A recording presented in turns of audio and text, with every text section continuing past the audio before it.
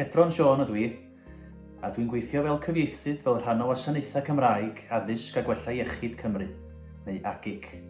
Dwi'n aelod o dîm sy'n cydweithio i hyrwyddo'r Gymraeg ac i sicrhau bod deunydd y sefydliad yn cael ei rannu a'i draddodi'n ddwyieithog. Mae'r gwaith yn cael ei gymell a'i ategu gan fframwaith mwy na geiriau Llywodraeth Cymru. Cynsail y fframwaith ydy'r ffaith bod defnyddio'r Gymraeg nid yn unig yn fater o ddewis, ond yn fater o angan i lawer o bobl. Mae AGIC fel sefydliad yn hybu hyn ac yn arddel pwysigrwydd defnyddio'r Gymraeg a'r Saesneg fel ieithoedd cydradd.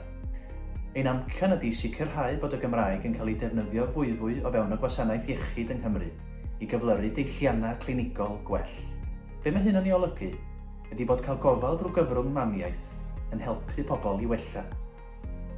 Mae hyd yn oed amball air, cyfarchiad neu ymadrodd yn gwneud gwahaniaeth.